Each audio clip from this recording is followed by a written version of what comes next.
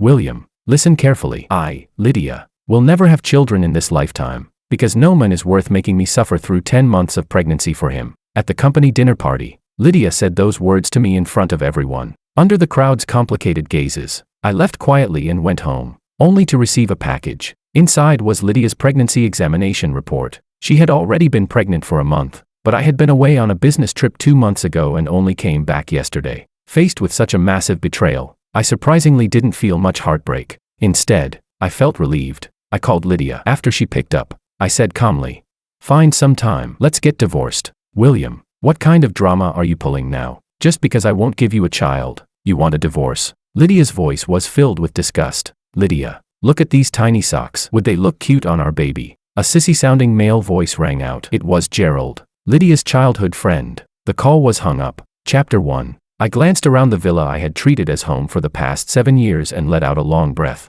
I had bought this villa in full before marriage, but now I didn't even want it anymore. It disgusted me. I planned to move out and sell the place afterward. Just as I was packing my things, the front door opened. Lydia walked in with Gerald clinging to her arm. "William, where are the slippers? Gerald gets cold easily. Go get him a pair of slippers." The way Lydia spoke to me had always been bossy and commanding. Gerald curled his lips into a smug smile and looked at me provocatively. Yet his tone remained soft and delicate. "Liam, sorry to trouble you." I casually stuffed my design drafts into the suitcase without saying a word, not even sparing them another glance, because the moment I looked at them, my body reacted violently. I almost threw up. That nauseating feeling was like being drunk and already wanting to vomit, only to get trapped in a car rattling down a bumpy road while surrounded by overwhelmingly sweet perfume. The disgust made cold sweat bead across my forehead. "Are you deaf?" Seeing me ignore her, Lydia took off one of her high heels and hurled it at me. I dodged it and merely gave her a cold glance, still unwilling to say anything. Only then did Lydia notice the suitcase. Frowning, she asked, "What's the meaning of this?" "I already said it on the phone." "Divorce," I answered lightly, without the slightest emotion, even though I had once loved her down to my bones. When disappointment keeps piling up, love can vanish in an instant. "Liam, are you upset because of me?" "But Liam, I already told you before, I'm not into women. Lydia and I are basically sisters." Gerald spoke in a syrupy voice. "How about this, Liam? I'll apologize to you. Please don't be angry anymore. I'll try not to bother Lydia so much in the future." "Gerald, what did you do wrong?" "William's just petty and jealous. This has nothing to do with you, and the only reason he's throwing a tantrum is because I don't want to have his child." Lydia looked at me with open contempt. "William, if I had known you'd turn out like this, I would never have agreed to marry you in the first place. It's not too late to divorce now." I zipped up my suitcase, checked my drawing equipment one last time, then walked toward the door. "I'll put the villa up with an agent. You should move out as soon as possible." Chapter 2. You're selling our home. Lydia suddenly exploded shrilly and grabbed my arm. "William, I just don't want to have your child. Is divorce really necessary? We agreed from the beginning that you wouldn't force me to have children. But at today's dinner, in front of so many people, you brought it up again. I only said a few words to embarrass you publicly, and now you want a divorce. Don't touch me. You're filthy." I shook her hand off. "Filthy? William, are you insane?" Lydia became even angrier. She had always been proud, so naturally she couldn't stand my blatant disgust toward her. "Am I wrong?" I asked back before continuing. "And besides, the one who brought up children today was Chairman Kim, not me. But even if it had been me, you should have at least left me some dignity in front of outsiders. Yet you didn't. So in your eyes, is William just some pathetic loser who doesn't even deserve basic respect? Everyone knows you're close with Chairman Kim. He was obviously speaking for you. And what dignity do you even have? I'm the company's chairwoman. You only have status because you're my husband. Once you divorce me, what will you even have left?" Her face was filled with mockery. I silently stared at her, finding it hard to believe she could actually say such things. Seeing me remain quiet, Lydia thought she had me under control again. She pointed at me and snapped, "Now, apologize to Gerald immediately. Otherwise, I'll never forgive you again." "Lydia, Liam loves you so much. It's normal for him to get jealous. There's no need for an apology." Gerald sounded considerate and understanding, but the way he looked at me was full of provocation and smugness. "Hear that, William? Gerald is kind and generous, while you're always petty and narrow-minded." Lydia sneered. "If Gerald actually liked women, I might not even have chosen you in the first place." "You disappoint me that much." Seeing that I still said nothing, Gerald put on an even more pitiful tone. "All right, Lydia, don't make things hard for Liam anymore. How about this? I'll apologize to him, and if he's still upset, I can even kneel and apologize." As he spoke, he actually knelt in front of me. "Liam, this is all my fault. Even though I don't like women, Other people still see me as a man. I spend so much time with Lydia, and that really does make you lose face. I didn't think it through carefully enough. Liam, I sincerely apologize to you now, and I promise to cut ties with Lydia completely. As Gerald spoke, tears streamed down his face, and he even started kowtowing to me, just to steal someone else's woman. This guy was really willing to go all out. When Lydia saw this, her anger flared even more, and she slapped toward me. I casually blocked her hand and looked at the two of them coldly. What a joke. They cheated on me, and now they still wanted to hit me.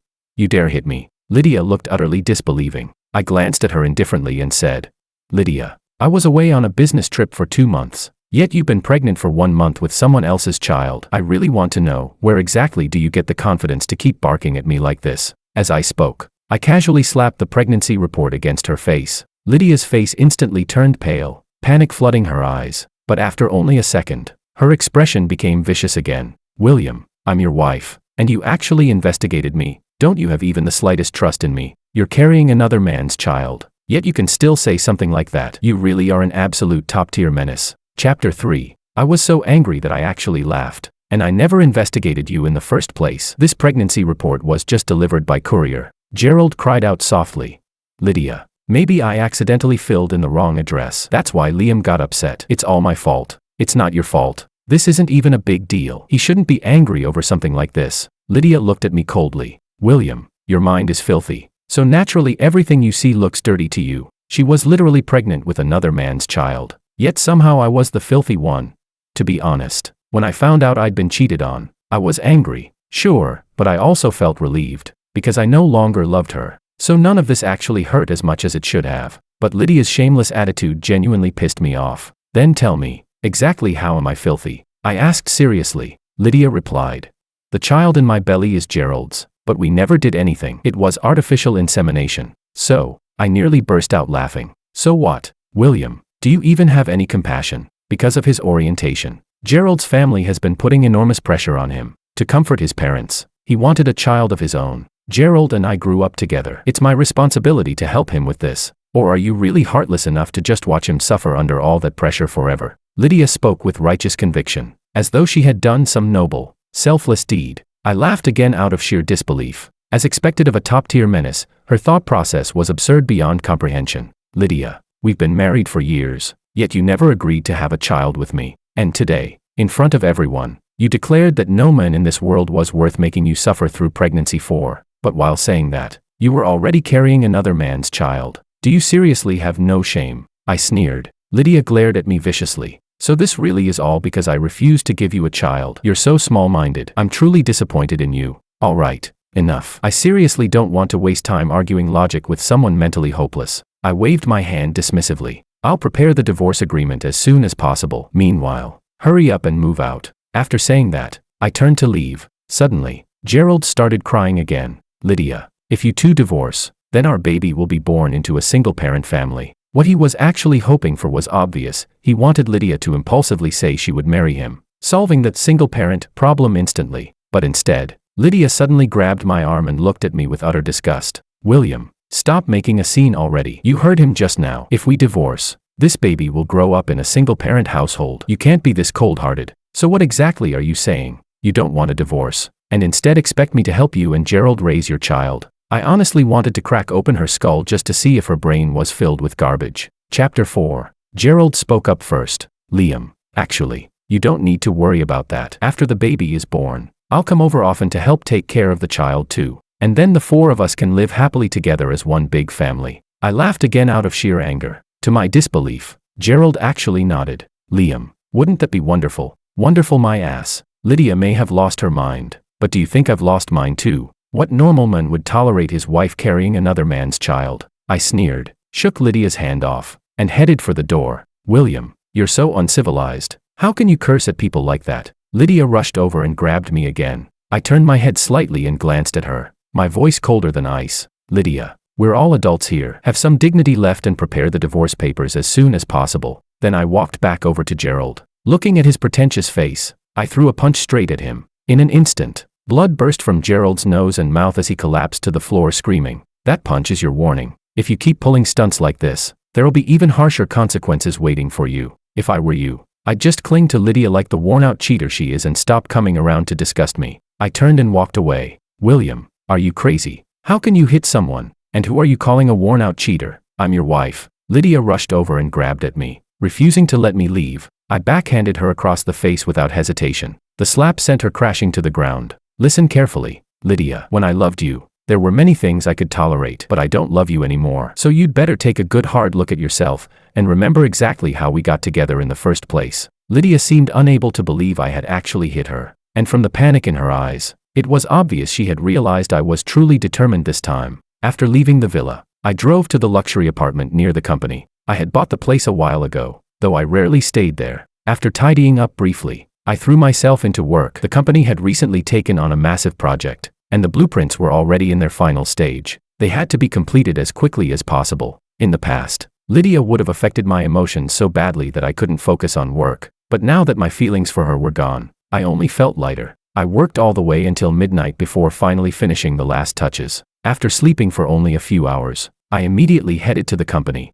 For a project this large, the final design proposal had to be presented before the board of directors. Inside the conference room, I was discussing project details with the board members when the doors were suddenly shoved open violently. Lydia walked in with Gerald and over a dozen security guards. Gerald put on a well-tailored suit, no longer looking like a sissy, his face filled with the smugness of a petty man who had finally gotten his way. William, you're fired. Leave immediately. Gerald pointed at me as though he were driving away a stray dog. Chapter 5. Inside the conference room, everyone froze. They stared at Gerald in complete disbelief. Back then, Gerald had only been a low-level employee in the company. He hadn't even been qualified to enter this conference room, and now he was trying to fire me. The sheer absurdity of it stunned everyone present. Chairman Kim frowned. Gerald, do you even know what you're saying? Chairman Kim, I'm the company's general manager now. I absolutely have the authority to fire a design director, Gerald declared arrogantly. All eyes immediately turned toward Lydia. Appointing a general manager without board approval was outrageous.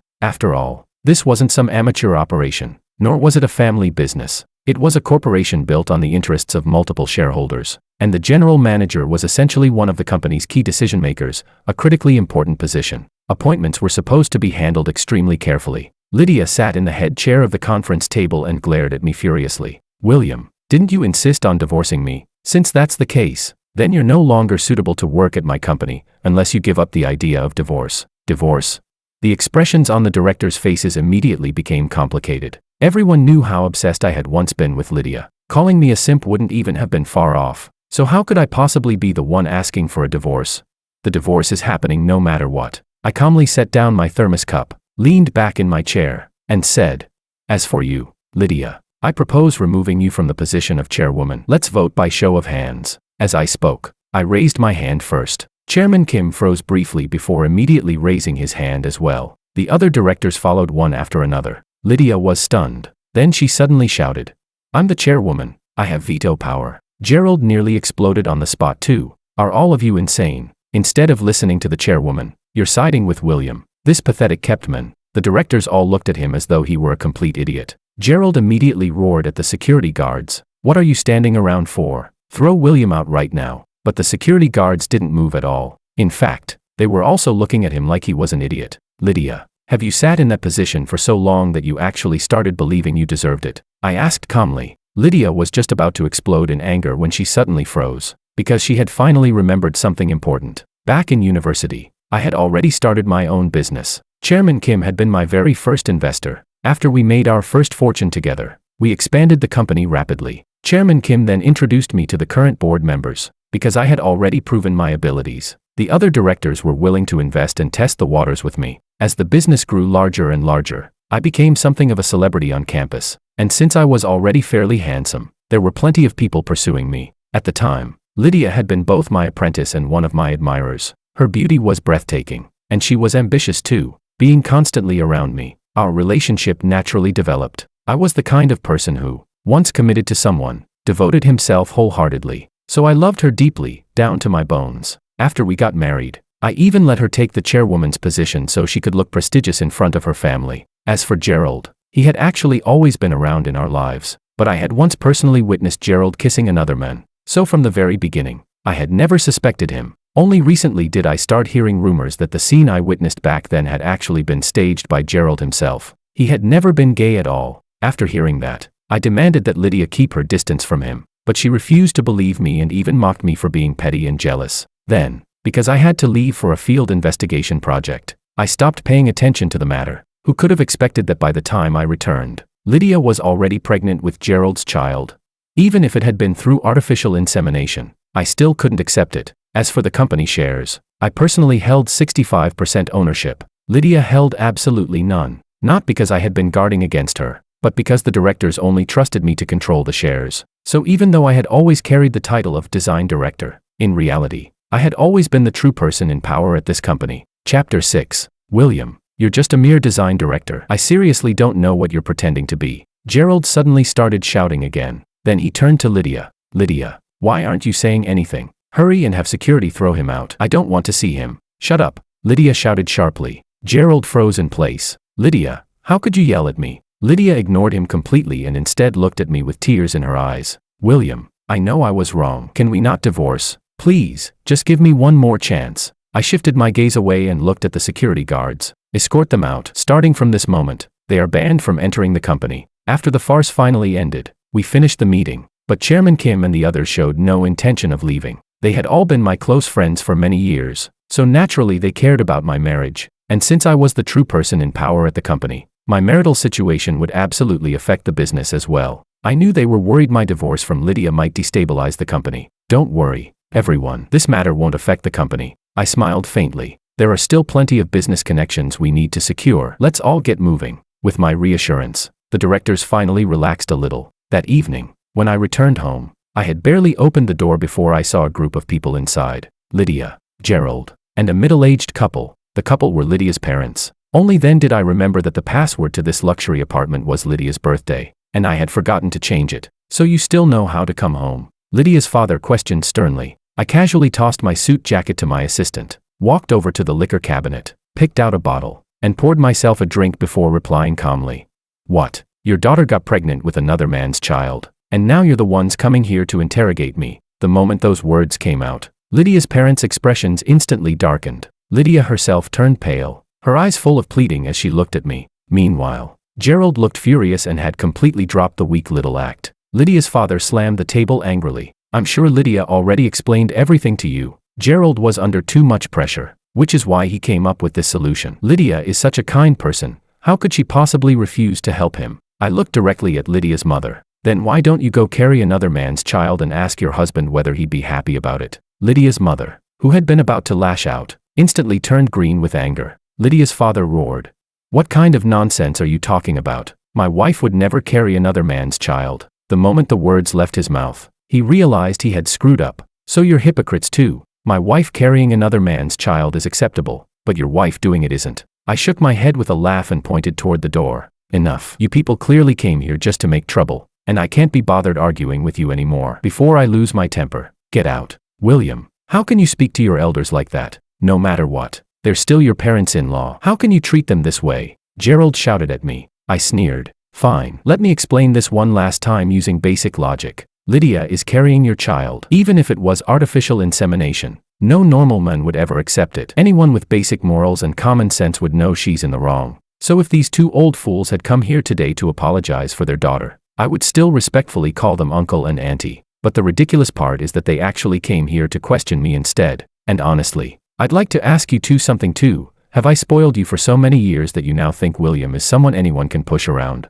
I bought you villas. I bought you cars. I loaded tens of thousands into spa membership cards for you without blinking. Even the money Lydia's father spent fooling around at clubs came out of my pocket. If I throw a chicken drumstick to a stray dog on the roadside, at least it remembers to wag its tail the next time it sees me. But after everything I've done for your family, you people ended up treating me like a dog instead. Chapter 7. I pointed toward the door once again. There are 8 bodyguards outside, so before I call them in to throw you all out, get lost. William, after everything we've been through together, can't you forgive me just this once? Lydia rushed over, dropped to her knees in front of me, and clung tightly to my leg. Lydia, forgive you for what exactly? Forgive you for becoming arrogant because I spoiled you, for treating me like I wasn't even human. Back then, you were the one who pursued me first, and the night we slept together, you got me drunk, otherwise I wouldn't have agreed to it so easily. Fine. Since I chose you, I treated you wholeheartedly. I even handed you the chairwoman position in my company just so you could save face. But have you sat in that position for so long that you genuinely started believing you deserved it?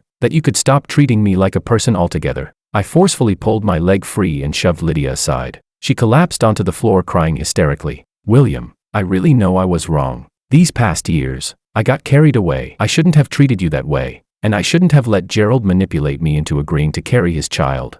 Enough. Get out. I looked at her coldly. Everything you've had all these years came from my love for you. Now that love is gone, it means you'll lose everything too. William, I truly know I was wrong. Please forgive me just once. Lydia sobbed desperately. I sneered. You don't regret what you did. You're just terrified of losing everything. Fine. Divorce is possible then. Lydia's father suddenly spoke up. But you must give Lydia company shares. Lydia's mother quickly added.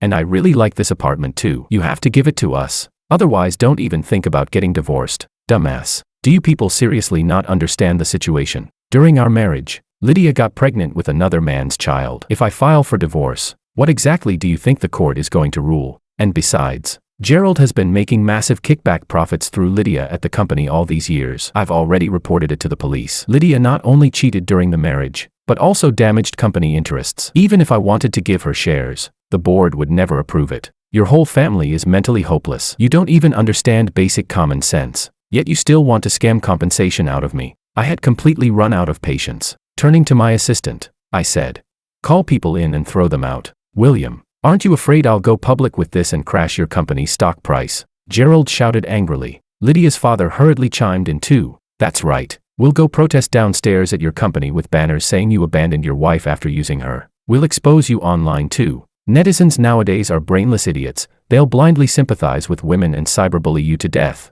Lydia's mother nodded repeatedly. Exactly. I heard reputation is extremely important for stock prices. I stared at them in disbelief, so speechless that I couldn't even respond. Then, puffed. Even my assistant burst out laughing. We're professionally trained. Normally, no matter how funny something is, we can hold it in, unless we really can't. Chapter 8. My assistant was practically laughing to tears. Have you people been reading too many soap operas? Do you really think some relationship drama can seriously affect a company that much? And even if it could, it would have to be a publicly traded company first. Our company isn't even listed. What stock are you talking about? Lydia's father froze. That's impossible. If there are shares, then how can there not be stocks? I glanced at Lydia with contempt. Looking at your brainless parents, I suddenly understand why you turned out this mindless too. William, I truly know I was wrong. Lydia seemed completely broken at this point, repeating only that one sentence over and over. She climbed to her feet and cried.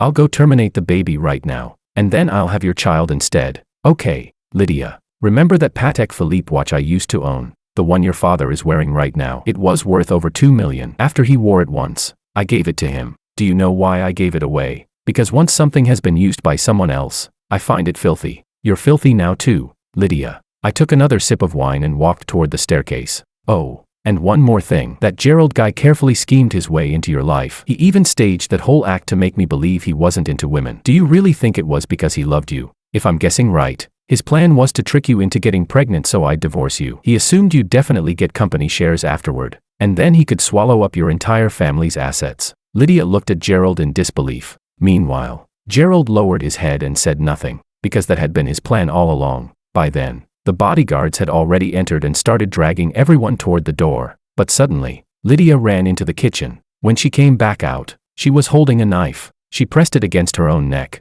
William, if you insist on divorcing me, then I'll die right here in front of you. Then go die somewhere else. If you die in my house, I'll still need to sell it afterward. A property where someone died loses value. I sounded completely heartless, and honestly, it wasn't an act. When I loved her, and when she deserved that love, I would have treated her like my entire world. But once she no longer deserved it, especially after doing something like this, she became worthless in my eyes. Lydia cried hysterically. You're too cruel. Can you use your brain for once? You're a married woman carrying another man's child. Do you seriously think that's something forgivable? Have you spent so much time online reading nonsense from lunatics that you genuinely believe this world has no logic or morality left at all? I gave up on going upstairs and instead headed straight for the exit. Forget it. I'm putting this place up for sale too. Bad luck sticks to it now. As for whether Lydia truly intended to kill herself, I couldn't care less. Suddenly, Lydia shouted from behind me.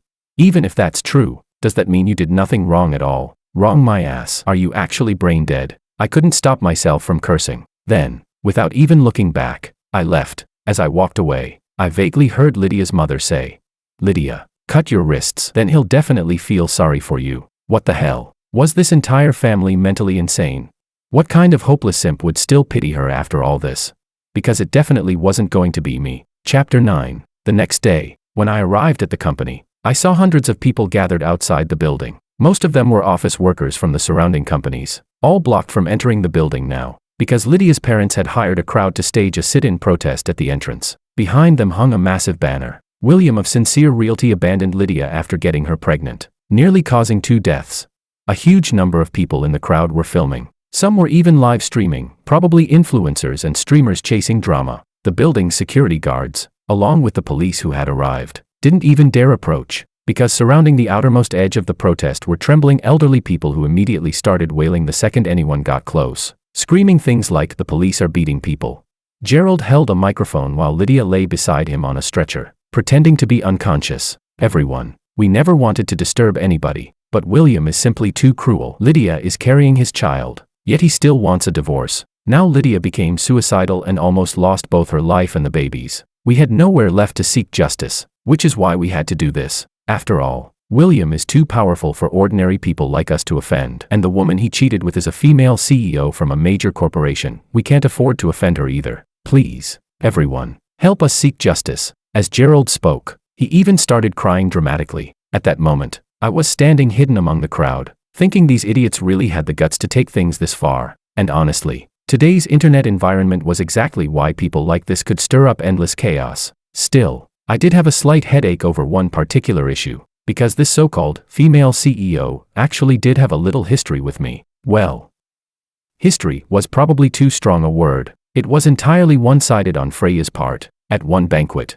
Freya got drunk, and someone casually asked why she still wasn't married. She openly admitted she had someone she liked, but when people asked who it was, she refused to say. In the end, she drunkenly revealed only this: the man she liked had once been her senior in school, a campus legend. Naturally, people started investigating, and among all possible candidates, I was the only one who matched. The story ended up trending online. Back then, Lydia even fought with me over it, but the truth was, Freya and I had never met privately, even in public settings. We barely exchanged more than greetings. I never expected this old gossip would eventually be weaponized against me. My assistant handed me a phone showing the live stream. People in the comments were already exposing me, claiming Freya and I had secretly been having an affair for years. I couldn't help laughing bitterly. Honestly, I didn't care much. Rumors without evidence spread online every day. Once people got bored gossiping, they would move on. But then, a stunning silver McLaren suddenly pulled into the plaza in front of the building.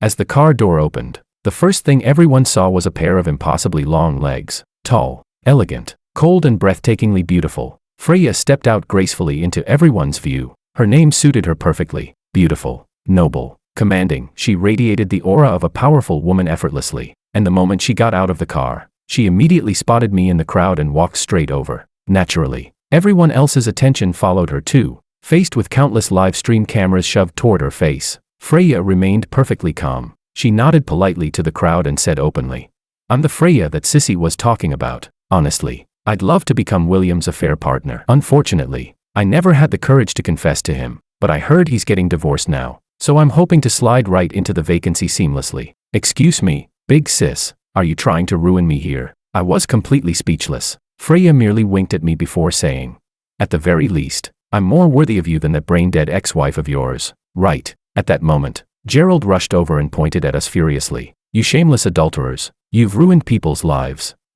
You what?" Freya cut him off coldly. "Gerald, while Lydia was still legally married to William, you and Lydia underwent artificial insemination together, resulting in her pregnancy. I already have evidence of which hospital you visited, when you went, and which doctor handled the procedure. I've seen people try to twist the truth before, but I've never seen idiots as hopeless as you two. You didn't even think to destroy the evidence beforehand." Chapter 10. I was finished. I cared about my reputation too, and I definitely didn't want this kind of scandal spreading everywhere. But now, for quite a while, I was probably going to become gossip material among everyone in our industry. Seeing my expression, Freya smiled at me. "Don't worry, I don't mind. I mind." I rubbed my forehead helplessly. Then I turned toward the streamers and said, "Since these people are shameless enough to expose themselves, I might as well release the evidence too." Right after that, I had my assistant play the surveillance footage from the luxury apartment on the giant screen outside the building. Included in the footage was Lydia's father ranting about how netizens are brainless idiots easy to manipulate, and other nonsense like that.